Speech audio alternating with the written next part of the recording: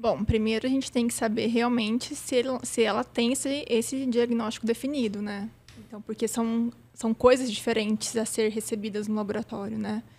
Às vezes a paciente, como o Dr. Fábio falou, ela não tem esse diagnóstico, mas ela é uma paciente que ela respondeu bem àquele medicamento, àquela indução.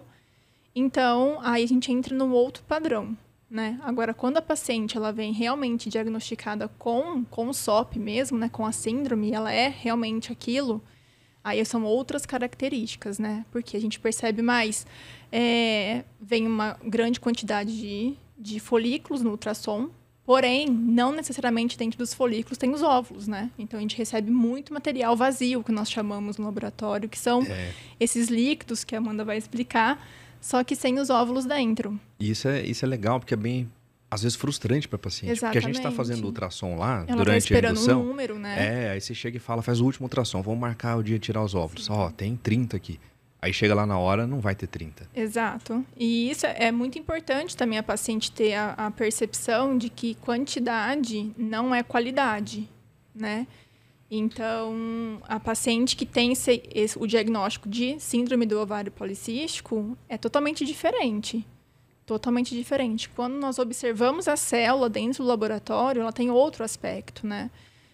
Algumas características laboratoriais de morfologia do óvulo mesmo, que mostra que tem alguma disfunção hormonal ali.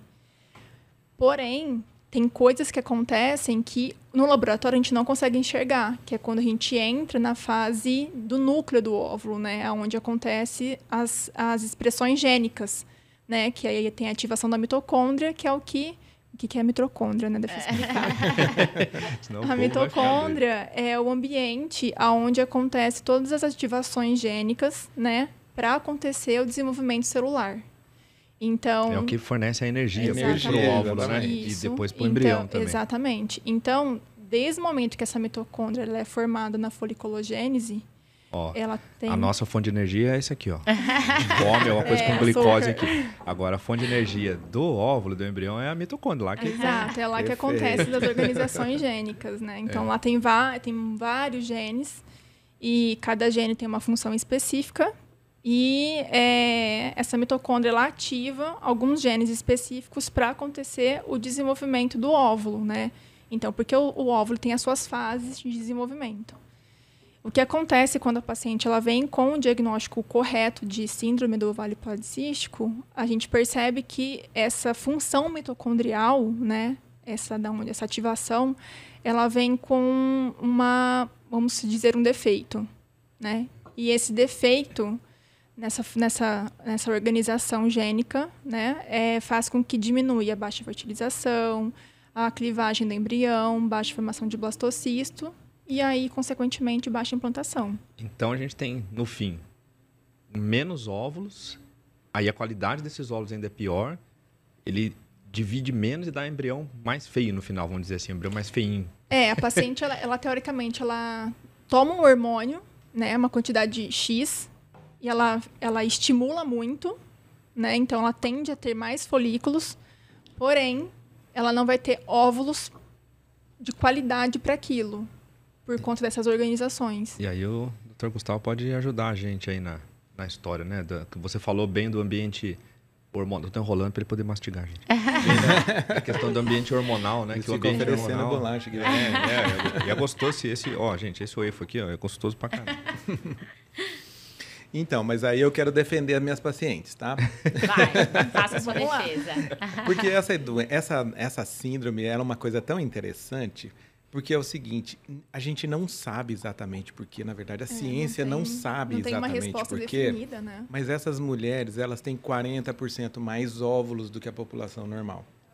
Então, inicialmente, quando a gente vai fazer contagem de folículo antral, ou seja, para saber quantos folículos a paciente tem ali, a gente vai fazer dosagem do hormônio antimileriano, que é um exame que a gente utiliza muito frequentemente para a gente avaliar a fertilidade naquele momento, né?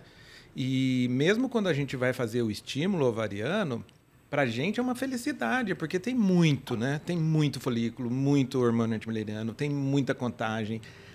E até mesmo quando a gente vai fazer a aspiração, tem uma tendência de vir um maior número, né? Exato. Só que elas vão perdendo. Então, é interessante porque, assim, aquela alegria dura pouco, né? Porque a gente lida muito com a questão, por exemplo, da baixa reserva, ou seja, aquela mulher que ela não consegue ovular um número adequado. Sofre, ela né? Sofre, aí você estimula, o ovário não responde e tal. Com a SOP é exatamente o oposto, né? A gente tem que tomar cuidado, porque muitas vezes ele explode de tanto...